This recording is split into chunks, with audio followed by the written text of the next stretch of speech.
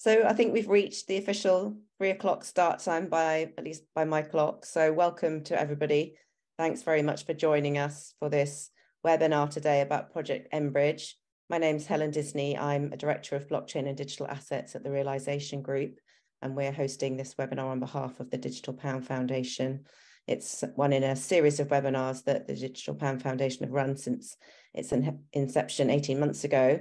And we're very pleased to have a really expert group of speakers here today to talk to us. So the debate around the digital pound and around central bank digital currencies in general, I think, has been rising higher and higher up the political agenda. Obviously, in the UK, we've had already the Bank of England consultation, and we've had other reports out recently which are hitting the headlines. So there's a lot of debate around this topic, perhaps more so around retail CBDC. But today we're going to be talking more about a wholesale experiment and implementation that's been done by some of the people around the table today. So delighted to be talking about Project mBridge, particularly around the issue of cross-border payments and foreign exchange, and how we can actually use central bank digital currencies to connect different economies together. Obviously, this was a really in-depth project. There was a lot of groundbreaking things done. So looking forward to hearing from all of the participants around what actually happened, but also sort of what the next steps might be, what are the challenges in kind of taking this further, and what this might look like if it was expanded and if we actually had a digital pound or a digital euro. So it's a really interesting use case to explore and to see what other use cases could be built with it. So I'm going to hand over in a moment to Jana Pache, who's policy lead and also an executive director at the Digital Pound Foundation. And we've also got with us Daniel Iden, who's an advisor and solution architect at BIS Innovation Hub and was one of the key people behind this project, as well as Ismond Manding and Nalin Ladd from Accenture. So Jana, I'll hand over to you to take this forward, and just to let participants know, if you do want to pose a question, you can put questions into the Q&A box. We'll try and field as many questions as we can, perhaps closer towards the last 10 minutes or so of the session. But we'd love to hear from you, any questions or comments that you've got. Thanks, Helen, and welcome to everyone. We're really looking forward to the session today, as we've got some fantastic experts who are involved in the mBridge project. So we're going to kick off with a presentation from Daniel on the mBridge project, how it worked, what it achieved, and things like that. And then we will move to a panel discussion involving Nalin, Usman, and Daniel all together, which I'll moderate. We have the panel discussion is pretty free-flowing, so we've got some questions that we've discussed in advance and some topics that we want to cover, but we'll also be taking live questions as well. So please do keep posting your questions in the Q&A and the chat so we can pick them up. And without further ado, over to you, Daniel. Great, thank you so much, Shanna, and thank you everybody for having me here today. I'll give a quick, maybe 10-15 minute kind of overview of the mBridge project, and I'm sure I'll leave a lot of room for questions and follow-ups. Maybe before I forget, I'll mention that the views that I represent are mine only and not necessarily those of the BIS. Okay, so hopefully everybody can see my screen. Project mBridge, the tagline of the project is connecting economies through CBDC. And hopefully by the end of this presentation, that vision will be clear. This is a joint project between the Hong Kong Monetary Authority, the PBOC's Digital Currency Institute, the Central Bank of Thailand, and the Central Bank of the United Arab Emirates.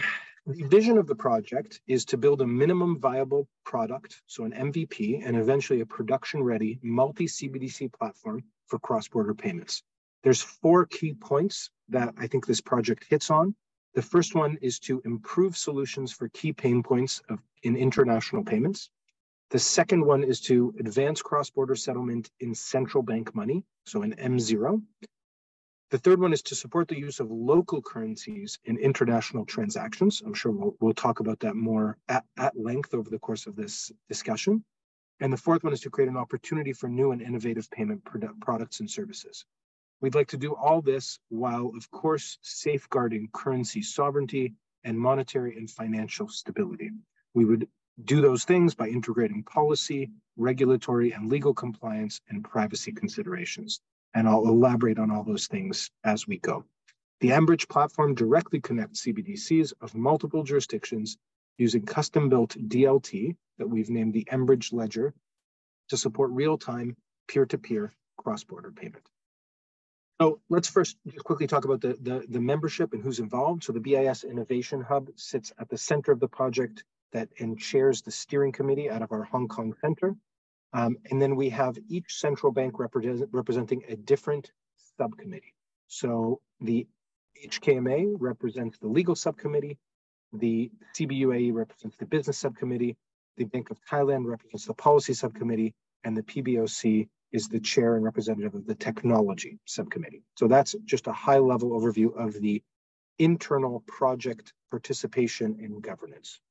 Around that, we have a perimeter of observing membership to promote the transparency of the project and encourage as much dialogue and participation. And I think you can see kind of a broad global reach of the observer tier on this project.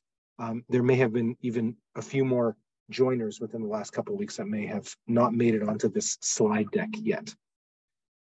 Project mBridge didn't come out of nowhere. It's an evolution of many projects that kind of have led up to this, probably most notably the work that was done between the HKMA and the Bank of Thailand that starts off as early as 2018, along with individual work that started as early as 2017 by the PBOC and work that was done by the UAE, by the CBUAE that started as early as 2020. So this long winding road between all these different projects finally kind of culminates in what we named Project mBridge with the joining of these four central banks into a unified project in 2021, all the way to the successful pilot in 2022 using real value transactions. And I'll elaborate more on what this pilot entailed and how the platform was structured in this kind of final phase of the project. So cross-border payments are typically made through a global network of correspondent banks. I assume that if you're on this call and you're attentive to the problem space, you already know this. They involve multiple intermediaries, and in general, cross-border payments feel often like this slow snail crossing the street. As a result, they exhibit mostly high cost, low speed, lots of operational complexity, and limited access. So those are kind of the four key pain points that mBridge tries to solve for outside of kind of the future-facing, opening up an innovative ecosystem for services that maybe we don't know about yet today. We built a platform, and the platform follows something that we call the common platform approach. I'll spend a little bit of time kind of looking at this high-level network topology, explaining what the platform does, and then I'll move and talk a little bit about the pilot itself. So I think that if there's one image that kind of represents how the platform works, I think it would be this one right here. So the common platform approach, really you can think about that as the circle that's in the middle. What's important about this circle is that it imposes a certain amount of common standards that are specific around kind of the settlement infrastructure. So it's a common settlement infrastructure for all the participants on the network. It's worthy to note that the participants on the network, as you can see, moving from the center outwards, are the central banks, and then the commercial banks corresponding to each central bank. The corporates and any other business function users actually sit outside the platform and request transactions from the direct participants on the platform. So there's a distinction between direct participants that are central banks and regulated financial institutions and everybody else that would sit outside the platform. Within the perimeter of the platform is divided up into four quadrants, in this case because we had four participants. If there would be more participants, which there will be in future phases of this work, of course those quadrants would get smaller and smaller pizza slices. Each quadrant represents a sovereign jurisdiction. You can think of each quadrant as being sponsored by the central bank that represents that jurisdiction. The onboarding and offboarding of the commercial banks is done by that central bank, and there are certain rules that can be relevant to each quadrant that are mostly around custody of funds. So you can think about the fact that the central bank is the governing structure on their quadrant, And that central bank not only can onboard and offboard their commercial banks, but they can also set different custodial rules for their commercial banks. At the center of the platform, of course, lie the central banks. And what you can see is a little bit of a difference between the arrows that connect those central banks versus the arrows that connect the commercial banks. What that means to indicate is that the central banks that sit at the center of the platform are fully connected and effectively operate the consensus protocol of the platform itself, meaning that they're the ones that operationally kind of keep the platform up and running. So on top of that, so we have two layers. We have the circle, that is the common settlement structure. We have the quadrants that are superimposed on top of that are the individual jurisdictions. And then overlaid on top of that, the third kind of layer that you should think about in the topology are the arrows themselves. And the arrows you can think of as the pipes through which the CBDC moves. And you can see that the pipes form a connected graph between the central banks running the consensus protocol, and all of the commercial banks effectively feed into the central banks who operate the platform. These arrows can move independently. The pipes move independently of the jurisdictions, meaning that, of course, a CBDC that's issued within one jurisdiction can freely float into other jurisdictions, enabling this peer-to-peer settlement in central bank money domestic to the context of the transaction. What are the key attributes of the platform itself? There's 6 of them that are noteworthy. The first one is that we have central bank money on ledger, so central bank money that is issued directly onto the ledger. The next one is the ability to take offshore delivery, and this is probably the most significant departure from the current model, is the ability to accept central bank money in an offshore jurisdiction. The third one is settlement finality. So the platform enables point-to-point instant settlement with finality in real time 24/7. The fourth one is integration with RTGS systems. So the mBridge platform doesn't require as a prerequisite having a domestic CBDC. The fifth one is atomic payment versus payment. So the ability to do PVP transactions in an atomic way, such that the transaction settles if and only if the other leg of the transaction settles. So atomic comes from the word indivisible, so you can't separate them into 2 single transactions. They either settle together or nothing at all. And then the last one is single platform interoperability. It connects central banks and commercial banks across jurisdictions because we're using this single common platform approach. Now, I don't know if I pop up the questions, if you can see them there, but I got a question coming in. Does that mean that commercial banks in a particular country are not part of the mBridge DLT at all? Does that mean that commercial banks in a particular country are not? Your central bank determines whether or not to onboard you as a commercial bank into their sponsored partition on the mBridge ledger. I hope that makes sense. The first question, what type of DLT protocol are you using? We're using a custom-built DLT that was built by the Digital Currency Institute of the PBOC. So it is central bank owned and operated intellectual property. So is this a retail CBDC pilot or a wholesale CBDC pilot? It is very much a wholesale CBDC pilot because the content of the participants are wholesale institutions. So I hope that responds to questions in real time. So what did we decide to do for the pilot? We focused on regional trade. And we looked very closely at flows of settlement for regional trade between the 4 jurisdictions involved, and we focused that on as our main use case. We brought into the pilot, in addition to the 4 central banks, each central bank brought 5 commercial banks from each jurisdiction for a total of 20 commercial banks.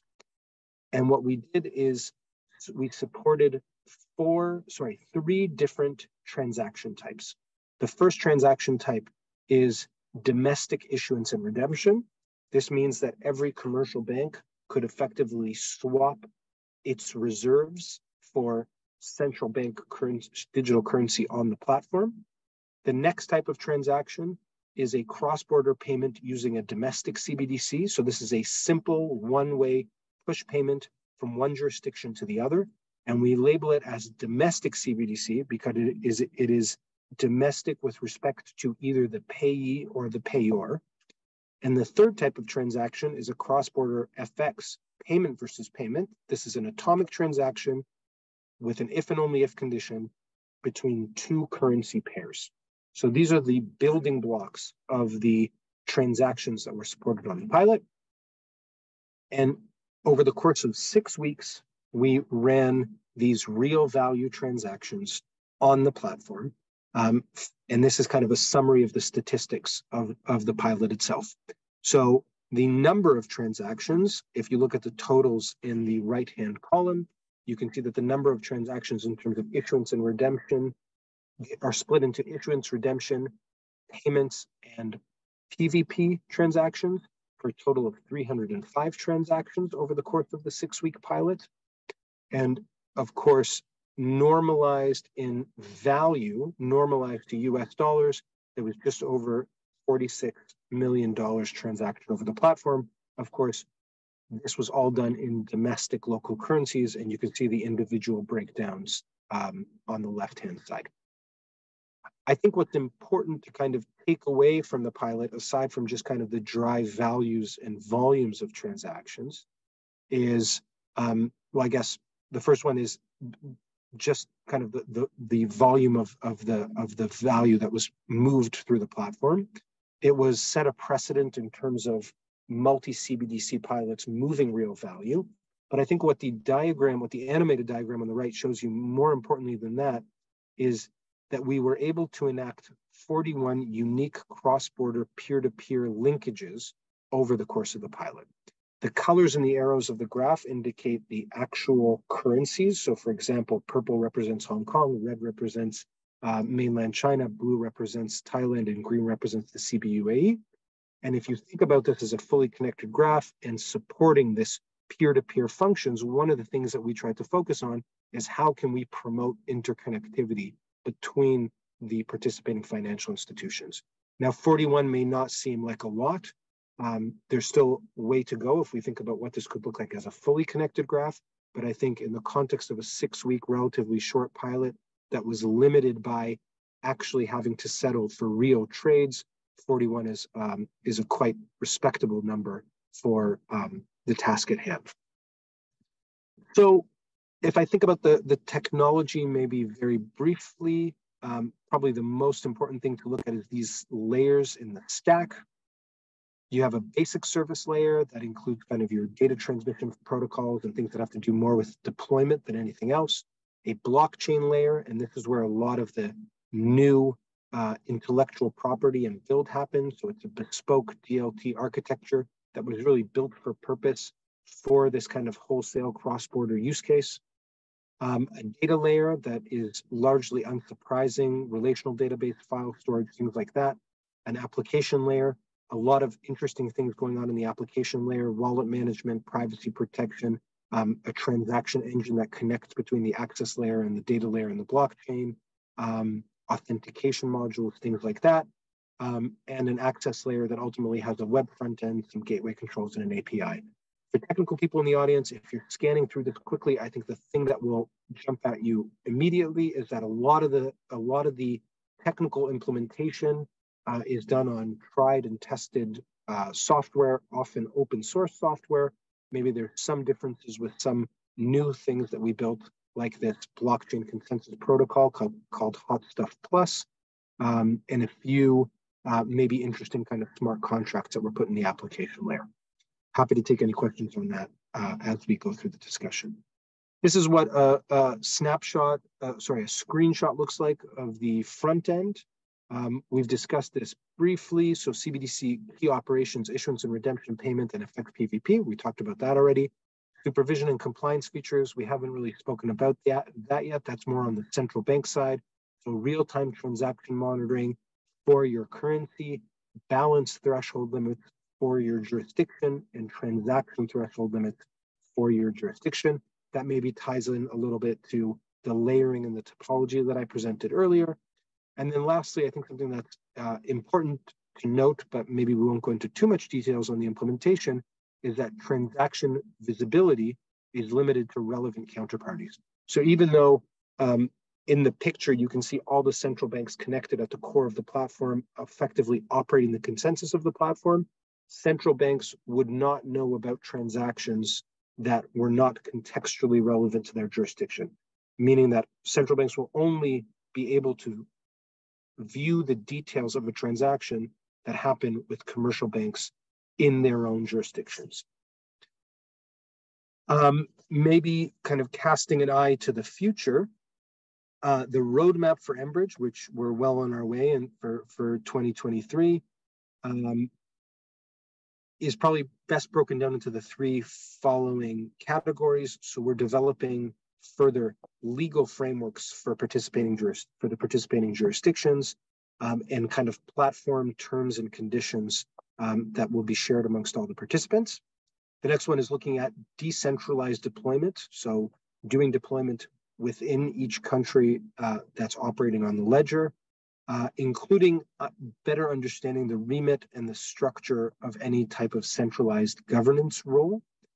And then lastly, of course, exploring more business use cases, more transaction types, and more jurisdictions and broader participation. Our hope is that by the end of the year, we'll be able to support a minimum viable product within a minimum viable ecosystem, and that will lay kind of the foundation of the fully productionized platform to come. So I see there's a bunch of questions in the chat, but maybe I will stop here and pass it back on to Jenna. Thank you.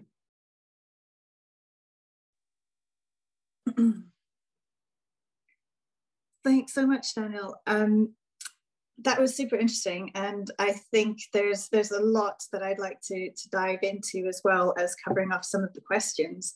But let's start with some introductions from Nalan and Usman. As Helen mentioned, I am an executive director and policy lead for the Digital Pound Foundation. The Digital Pound Foundation was launched in 2021 with the purpose of advocating for what we call a well-designed digital pound in both public and private forms, and a diverse, effective and competitive ecosystem for new forms of digital money. So we are particularly interested in projects like this because they bring in experience and learnings from other jurisdictions and other projects that can then inform the development of a digital pound and that ecosystem in the UK in particular. So Usman, would you like to introduce yourself?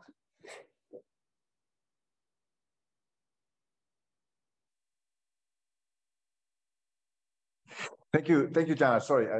Hi, my name is Usman Mandeng.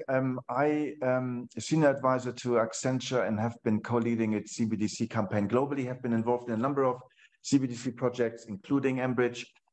Thank you very much for having me. I'm delighted to be here and looking forward to the discussion. And Nalan. Yeah, so I'm the global co-lead of the Accenture digital currency practice. I'm also a steerco member of the Digital Pound Foundation, and I manage the relationship with our ecosystem partners. Thank you. So I want to start by going back to the beginning of Daniel's presentation when he mentioned... Sorry, is it worth just about Daniel's introduction as well? I don't think we covered his background either, so it might be worth just... Oh, sure. Sorry. Go ahead, Daniel. Sorry, my introduction? Sorry, maybe I missed that at the beginning. I apologize. I was so eager to get into the presentation that I... So I'm an advisor with the BIS Innovation Hub. I'm currently located in Switzerland, but I was located in Hong Kong for a while, and I was the project lead for the mBridge project for this phase of the development. And of course, I had the pleasure of working with Nalan and Usman over the course of the project. So that's why I'm here. Thank you. Yes, so I wanted to go back to the beginning of Daniel's presentation when you spoke about the challenges around cross-border payments at the moment. And I think you alluded a little bit to the correspondent banking network and things like that, and the kind of cross-border payments and settlements architecture that we have today. And just for a bit of context setting, why is it that way right now? Why do we have these complex cross-border payments mechanisms involving layers of correspondent banks and things like that? I think we should go to Usman for that one. Oh, all right. Well, look, international payments have, of course, existed for centuries, right? So they have evolved over time, and I think it's both it's a matter of evolution where we are. It also depends in large part on who were the dominant institutions that have promoted payments, international payments.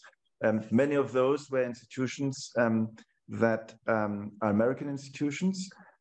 So we have built over decades a network of banks that had been anchored on this idea that you need a correspondent in order to transact across border. Money is very local. So all our monies basically remain within our own territories. Money is the least, you could argue, globalized products actually that we are dealing with. And so therefore, money it's never moving, never crosses the border. We talk about cross-border payments, but the fact is money never crosses the border. All that happens is that account balances are adjusted in different institutions and different jurisdictions. So I think it depends. It is based therefore on the model of how banking works. And it is in large part determined by who were the banks that have basically promoted the infrastructure that we rely on today. And again, these are very large, typically institutions, European and American institutions that have basically brought us to where we are today. But yeah, I think that's why we are where we are. Thanks. And it sounds as though from that, there's two levels of challenges that mBridge seeks to address. The first is more of a policy challenge around, the kind of legal and regulatory infrastructure that you need in order to effect these more direct cross-border payments and to cut through the existing limitations and constraints. And some of those limitations and constraints are around market access and things like that, aren't they? And who is actually allowed to transact in various jurisdictions. And the second is more technical challenges around how this actually works in practice. It's probably easier to start with the technical challenges, I guess. So Daniel, what were the technical challenges that were faced by the mBridge project, and how did it resolve them in creating this more peer-to-peer system using central bank money? Thanks. So the technical challenge, it's interesting to kind of frame it like that.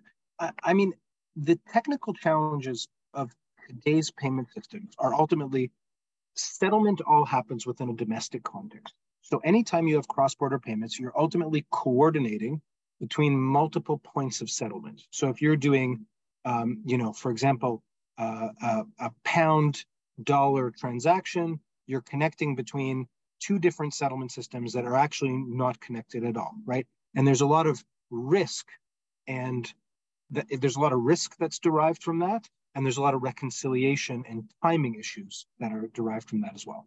So I would reframe it and say there are technology advancements today, namely kind of the thesis around tokenization. You can think about Bitcoin and stablecoins and crypto, and that have kind of brought forward this ability to now say, well, actually, we don't have to coordinate between multiple points of settlement. We can enable settlement, we can enable messaging and value and settlement all within the same context. And that's a much more efficient way of transacting. So we have technical tools today that enable things that were not possible when we designed a lot of the settlement systems that we're still using today. Of course, technical feasibility is not enough to warrant the fact that this will actually work in the real world. There's many policy issues that arise, many legal issues that arise, and I think most of the friction now is actually in that space. So I could talk more about kind of the technical challenges of the platform, because of course, doing one simple transaction doesn't mean that this will actually scale, doesn't mean that it will be private, doesn't mean that it will be modular enough that each participating jurisdiction can have the desired amount of sovereignty and autonomy that they would need to actually conduct national payments infrastructure on this type of platform. So there's a lot of technical things to unravel in that context. But at a high level, is this something that is technically feasible? Putting M0 liabilities on a ledger, accepting delivery offshore, coordinating settlement for PVP transactions in an instant and atomic way? my answer would be a resounding yes. It is feasible, and I think that that's what the pilot shows kind of in a real world setting. Thanks, Daniel. And I think for me, what's super interesting about the mBridge project is that it represents a fundamental change to the way that cross-border settlement can work, because today in the correspondent banking system, basically we've got money moving across a network of banks, and that's effectively private money or commercial bank money moving across a network of banks. Whereas what we're talking about here is like direct settlement, for corporate transactions in central bank money. And there, I guess, we get into the kind of policy and legal challenges associated with this. What were some of those challenges, and how did mBridge start to unpick and resolve them, Usman? Look, exactly. mBridge, what is so interesting about it, it contemplates an entirely new architecture on how payments are being conducted, from this intermediated sort of long payment chains that we know from the correspondent banking world to peer-to-peer network. On top of it, it has the fact that central bank money can be used, the safest form of money typically for any currency area, in the transactions that are being performed. So this, is quite a departure from the existing models, which, as you rightly say, it depends on banks, it depends on bank liabilities, and therefore obviously has a lot of bank risk involved. So mBridge is about de-risking. It's about creating these more direct monetary relations, and it's also very much about creating a faster, more transparent environment that hopefully give rise to also the new functionality, because mBridge is also about promoting local currencies, right? We are today in a world where most international payments are being conducted in a very narrow number of currencies, predominantly the US dollar. And the idea of mBridge, by promoting local currencies to be used in international payments, which is really, from an innovation point of view, probably the most significant one, it is to drive more diversification, therefore hopefully more liquidity into smaller currencies, making it more attractive to transact in them, and thereby allowing transactions to take place, in currencies other than the main currencies. And also maybe to emphasize again, Daniel also already mentioned it, the key idea is to take delivery directly of central bank money. So this is possible because it's not only the tech, etc. It is the change in access policy, which has to accompany the way these transactions are being made. If it weren't for central banks opening access to non-residents, to foreigners, in the balance of payment sense, then mBridge wouldn't be able to sort of make the advances that it does.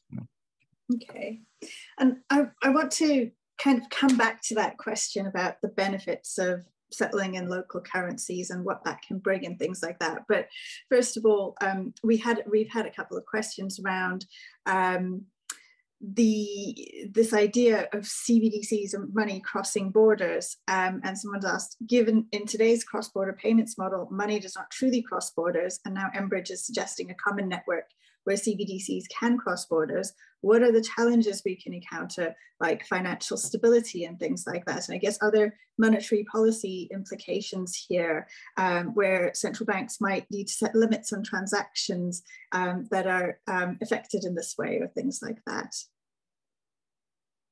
Usman. Yeah, look, this is a discussion we have, of course, with many central banks. What are the monetary policy implications if their currencies is being used more in international transactions?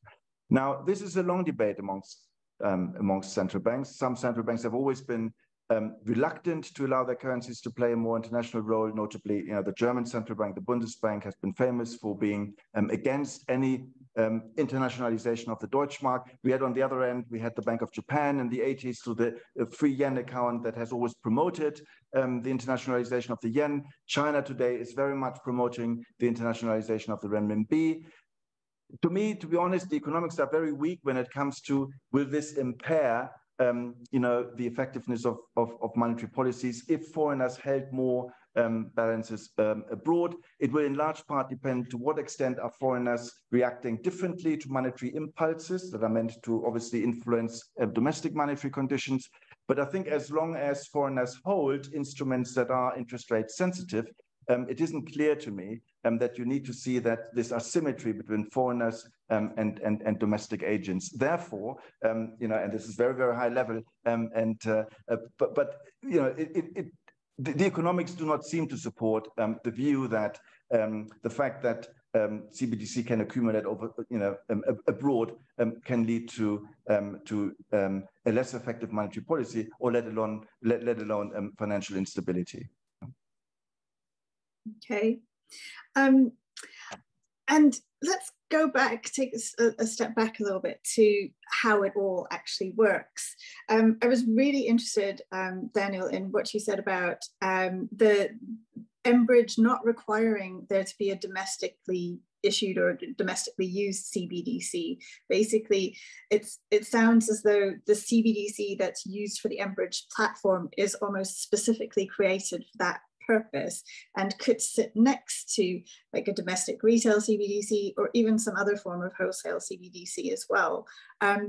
Is that correct? So is the CBDC in this context really more of the kind of technical rails for this central bank settlement mechanism to happen?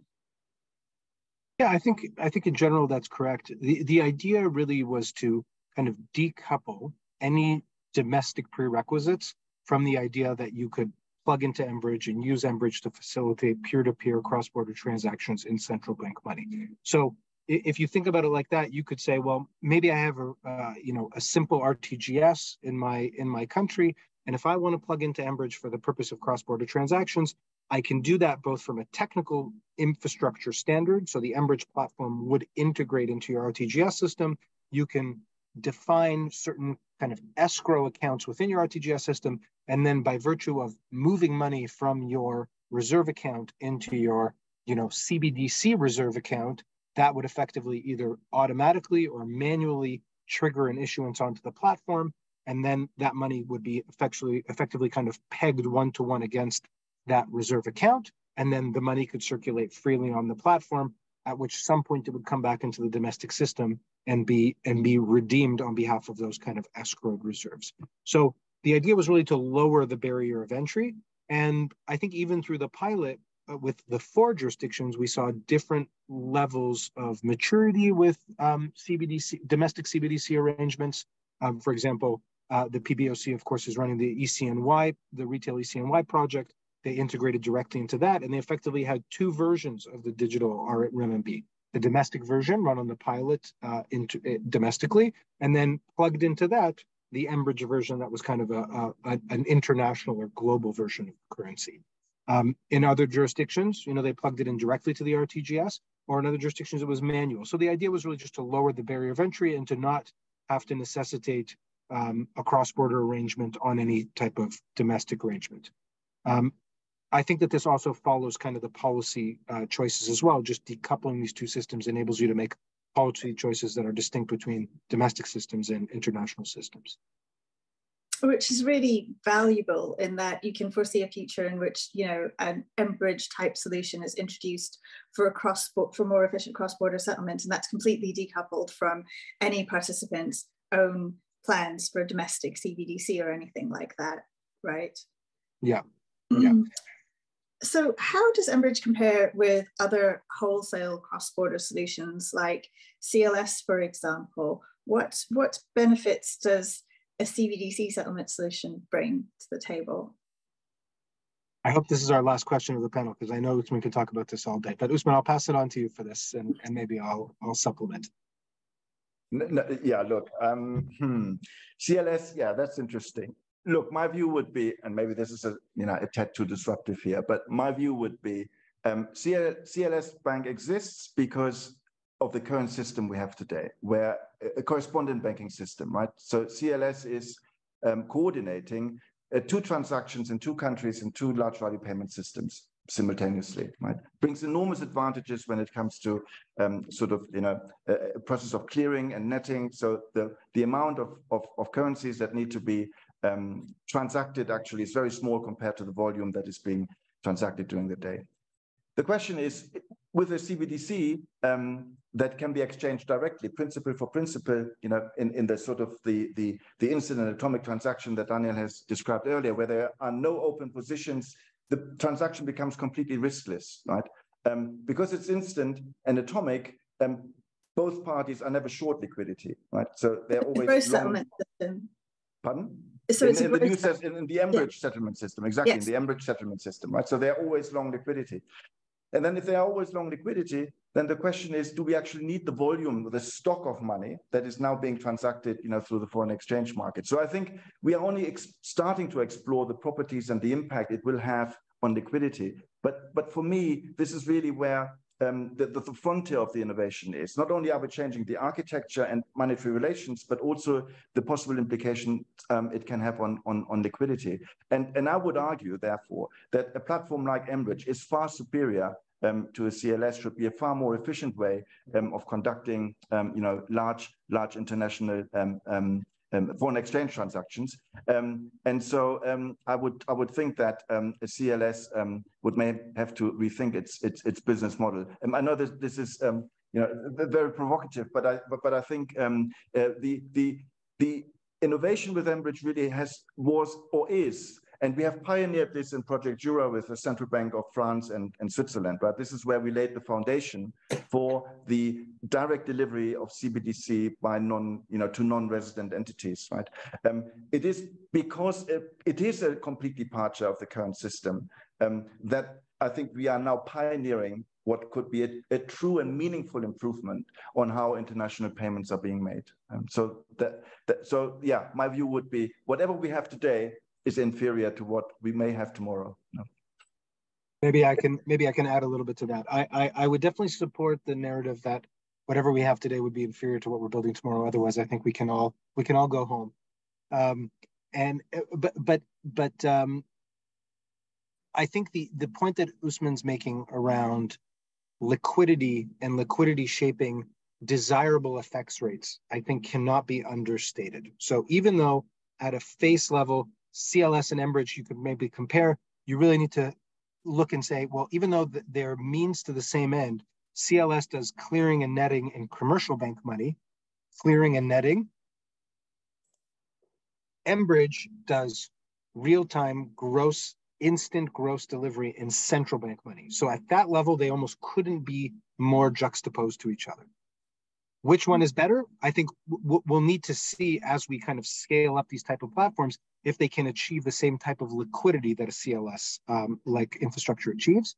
The only thing that I think wasn't mentioned that I think is noteworthy to mention is the connectivity. So that last graph that I showed with those kind of spider webs connecting, I think you have to ask yourself, how many currencies are supported on CLS today? 18 currency pairs. They all revolve around the US dollar, right? Could you scale up a CLS-like solution to have bilateral currency pairs, regardless or not of if there would be enough liquidity in those corridors, but just from a theoretical standpoint, could you scale up a solution like that to have currency pairs in an arbitrary amount of currencies that are desirable by the market?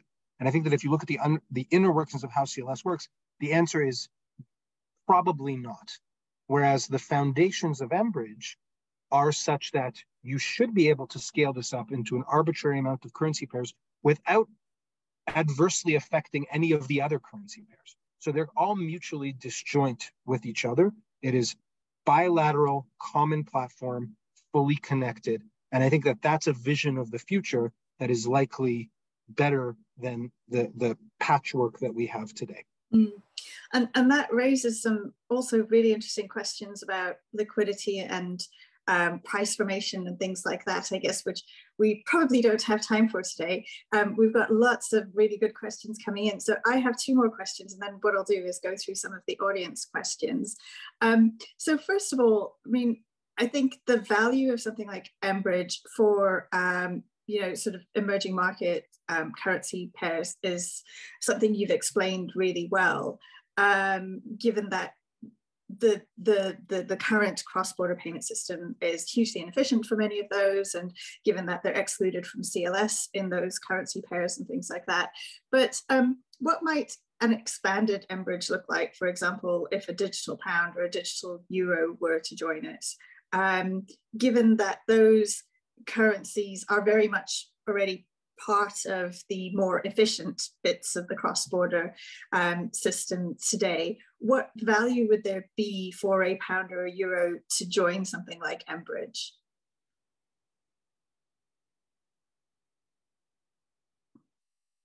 I can look. I start. This is not to roll back necessarily my previous comment. CLS, I think, has been an amazing sort of improvement on how international FX payments are being made. So I don't mean to sort of diminish the very positive impact it had taken out settlement risk. Right, this was the main motivation. And I think it's fair to say that mBridge will struggle against the 18 currencies that are in CLS, right? It is the non-CLS which probably obviously would benefit enormously, because they're not in CLS, and also because they are the smaller currencies. And one of the motivations for mBridge has been, if we equip these currencies with new functionalities, maybe we make it easier to transact in them, and that itself will drive liquidity to them and make them more usable in international sort of payments. And by the way, this is not only true for smaller currencies. I mean, if you look at the digital euro, the project was presented when it was presented in October 2020, precisely with that very central, and I think one of the most interesting ideas, that a digital euro may make it more attractive to transact in the euro, and thereby making the euro a more interesting currencies for international payments. So this is not only for the smaller currencies, it's also for all the currencies that are not the US dollar, which is of course very, very dominant. But I think the idea is probably to benefit, and as you know, in mBridge today we have the 4 central banks with their currencies, so the renminbi, Hong Kong dollar, Thai baht, and the dirham, and it is really about seeing how can we ensure that these currencies are attractive enough to be used in international payments. And this cannot be underemphasized. The big challenge, the hurdle really is for the participant banks to really be comfortable taking delivery of these currencies, finding it useful to hold on to them, for the exporters and importers using them directly with their counterparties. It will take a lot, actually, to sort of move away from the current system where they would typically not do that. But I think medium term, hopefully this is where we will eventually be going. You see, the sort of is something that is without historical precedent, is the fact that we have seen this international integration with the increasingly important role of emerging markets on the real side of the international economy, but where their currencies play absolutely no role. And this asymmetry is simply not normal. And I think hopefully what we will now see, and with mBridge helping, it is an orderly process of sort of convergence between the real role emerging markets play and their currencies in the international economy. Thanks. I have one more question, and then I'm going to start going through some of these, the audience questions that are coming through. I think, reading the mBridge paper, that a number of potential use cases were identified. For example, tokenized bond settlement and things like that. And why did you decide to focus on cross-border trade settlement as that focal initial use case? Sure, I can take that. I think that when cross-border payments, the issues with cross-border payments at large at a global level are well understood. It's been a mandate of the G20 to promote new cross-border arrangements and trying to resolve some of the pain points.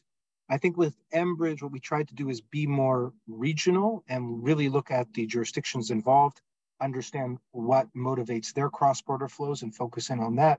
And then when we looked at that in particular, it was apparent to us that trade was the number one driver. And I think that will be the case in most jurisdictions.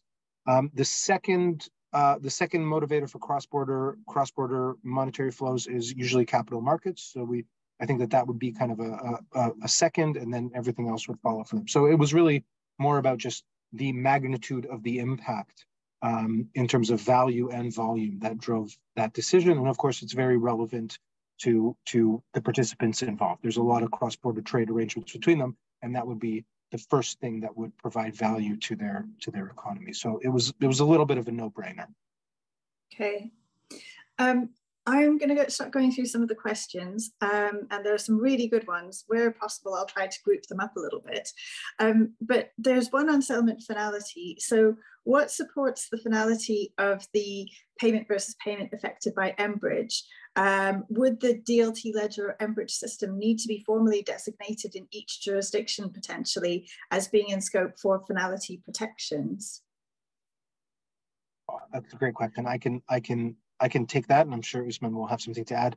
You know, one of the things that the technology brings to bear that you know are these kind of new legal and policy choices, right? So we spent some time discussing, you know, when we think about that finality, today finality is contained within a designated system. So of course there's kind of technical finality, and then on top of that, there's kind of the legal status that this transaction is final and irrevocable, and it's designated as such by the issuer of the currency or the monetary authority, and so on. All of a sudden, a platform like mBridge comes around and you say, well, hold on a second. It's a distributed ledger.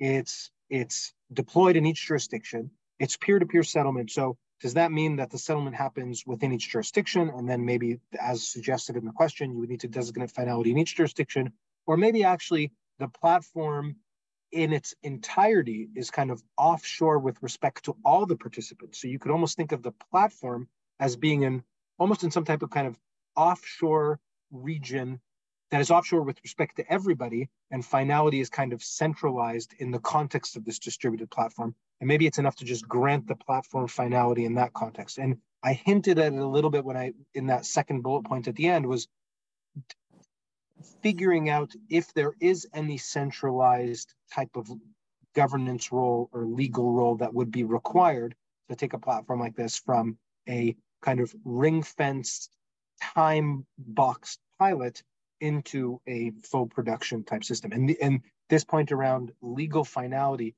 not just in the context of the 4 jurisdictions involved, but ultimately scaled up into an arbitrary amount of jurisdictions, is, I think, quite challenging. I don't have an answer. Usman, I don't know if you have any additional thoughts on that, but I think that's where we netted out more or less. No, it's a great question. I mean, the notion of finality, the idea is we want the payment to be irrevocable, right? It's just a regulatory decision, though, what is considered final. And what we need, indeed, is to some extent a new approach where eventually a regulator may have to accept that a payment that is made on a platform the regulator may not directly control can still be considered final. I think this is where we need to go, more or less, you see. But there are different models that we are exploring also as part of mBridge. We wanted mBridge originally to be a settlement corridor, right? Basically, it means if you transact on that corridor and certain conditions are met, then the payment should be considered final, you see. But that may imply, and Danielle hinted at this already, that mBridge would have to be something like a 3rd jurisdiction or so, you know, to all the participants, you see. If that is not the case, then finality may remain with each jurisdiction, which could mean that in a payment versus payment transaction, one party considers the payments as final, but the other doesn't, you see. And that obviously is what we want to avoid. But I can only say, I mean, we are exploring these options at the moment, but it will be very central, of course, to the final design, absolutely. So it sounds as though, and looking at one of the questions here as well, there may need to be some sort of rule book established for participating central banks and commercial banks on the platform that governs them in their interactions with each other through the platform, independently of or tied into their local jurisdictional requirements as well, if they are to be full participants in the platform. And one of the questions was around how would these FX rules be established in the platform when you're having multiple currencies, which I think, you know, also, you know, is something you were getting to there, Usman. So in practical terms, for a commercial bank to receive a CBDC issued in a foreign currency, so for example, a Hong Kong bank receiving a Thai baht CBDC, do they need a wallet which can receive that currency, and how would they open a foreign CBDC wallet through their local central bank or the Bank of Thailand? I think this is, and how do they convert to fiat? I think you guys alluded to some of this, like the fact that mBridge can hook into domestic RTGS systems and things like that, and that could be the on-ramps and the off-ramps. But from a like a logistical and operational perspective, how does a commercial bank participate on the mBridge platform? And do they need, for example, the DLT integration directly themselves, or is there like an easier route on and off to their systems and things like that? Or maybe I can try to paint that picture very quickly. So for a commercial bank to participate on the mBridge platform, they would need to be onboarded by their domestic central bank. Their domestic central bank is the direct sponsor of their entire ecosystem. And likewise with the offboarding. So if a central bank, for whatever reason, designated that this commercial bank can no longer be on the platform, that would be the case. When the central bank onboards the commercial bank, they effectively provision them a wallet. Within the context of this wallet, certain rules can be prescribed. So, for example, you could have certain custody limits, you could have certain transaction limits, you could have certain excluded currency types even. So at the level of the wallet, the central bank is the, as is required, right? It oversees the domestic wholesale market. From that point on, the central bank can now, within the context of those rules and regulations, the central bank can request domestic issuance of their currency, and in exchange for that currency, exchange that currency and take delivery of offshore currencies. So that would be kind of the broad picture I would paint. So the life cycle of that would mean you're onboarded onto the platform, you receive a wallet, that wallet enables custody based on certain requirements, currency type, thresholds, and transaction limits. Then you can say, I'm going to move money from my existing RTGS account into an account that can trigger an issuance of my domestic currency onto the platform. Now you have your domestic currency onto the platform, and you can go ahead and use that currency in the context of cross-border transactions freely. The distinction here is that when you hold offshore currencies, you don't necessarily have a relationship with the issuer. So the example that you gave of a Hong Kong bank acquiring Thai baht, the way to do it would be to swap Thai baht with Hong Kong dollars on the platform and to acquire Thai baht like that. Or potentially another way is to use your nostro-vostro relationships to say, if you change a position in my correspondent banking, I can then acquire Thai baht on the platform. What you cannot do is move your reserve account at the Bank of Thailand to an escrow and ask for Thai baht issuance, because you likely don't have a relationship with the Bank of Thailand if you're a Hong Kong bank. So that's kind of the departure from the traditional system today, right? We're relying on it for funding and defunding the platform, but once the currency is on the platform, it can circulate freely within the context of the enabled wallets. So I hope that answers that in a very roundabout way. Okay, I think we've got time for one more question, and I'm going to combine a couple on privacy and identity. So one question was, can you elaborate a bit more on what's unique about the privacy approach? And the other one was around identity and security. How is identity managed on this platform? In other words, if you send CBDC from Commercial Bank 1 to Commercial Bank 2, or Central Bank 1 to Central Bank 2, how do you maintain security and privacy for both parties in the transaction? Okay, so I can take a crack at this very, very quickly. In a nutshell, and there's a part in the report that kind of describes the privacy techniques with a little bit more detail. So I would encourage anybody that's interested to go take a look at the report. But the high level is that effectively every central bank is the root kind of cryptography key for all of its commercial banks. So anything that's encrypted within its commercial bank ecosystem, the central bank is able to decrypt. So you can think about it like if Usman and I sit in different jurisdictions, we each represent commercial banks, both sponsored by our central bank. We would have the keys to encrypt the transactions that we're participating in, meaning that no other commercial banks on the platform would be able to download that information from the platform and decrypt it. They would be able to see transactions happening, but it would be completely opaque to them what those transactions were. And in the context of the consensus protocol, even though all the central banks are processing the transactions, only central banks that have keys that are kind of higher up in the private key information hierarchy would be able to decrypt those transactions as well. So to sum it all down, if Usman and I were transacting, I would be able to decrypt the transaction. Usman would be able to decrypt the transaction. Our sponsoring central banks would be able to decrypt the transaction, including the central bank that is the issuer of the currency. And everybody else would just see encrypted data transacting in blocks on a blockchain, very similar to public permissionless blockchains today. So that should be kind of a familiar structure. I saw something also about the consensus protocol in this, and I'll maybe answer this in passing as we go. There's some very interesting research work that's been done in the context of mBridge on consensus protocols. And what's interesting about this consensus protocol is the way it's bound by its use case specifically for wholesale transactions. So it's more about, it's not necessarily about the speed of transactions, because even if transactions take 2 or 3 seconds, that's well a huge improvement compared to existing wholesale cross-border transactions today. That may not be sufficient for retail solutions. And we understand what the boundaries are on the number of validators. There's an upper bound on the number of countries in the world. And we also understand a certain kind of geographical distribution where we're not going to have clusters of validators like in the public permissionless networks, where you get clusters in places where energy is cheap. We understand that this will be distributed all over the world, and there's certain kind of network latencies that we can optimize for in that context. So there's interesting kind of technical work happening in that pocket of the project that hopefully we'll be able to elaborate on in next phases. Thank you so much, Usman and Daniel and Nalin.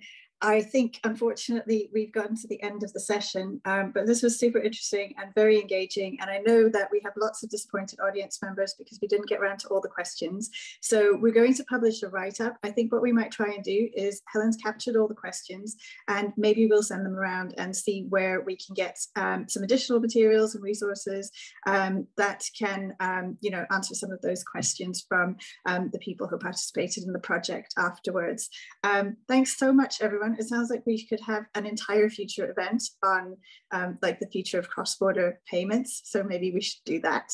But this was really engaging, and actually it's been one of the most interesting webinars I've done lately. So thanks. Thanks, Jenna. Thank you for having us. Thank you. Thank you. Thank you very much. Always a pleasure.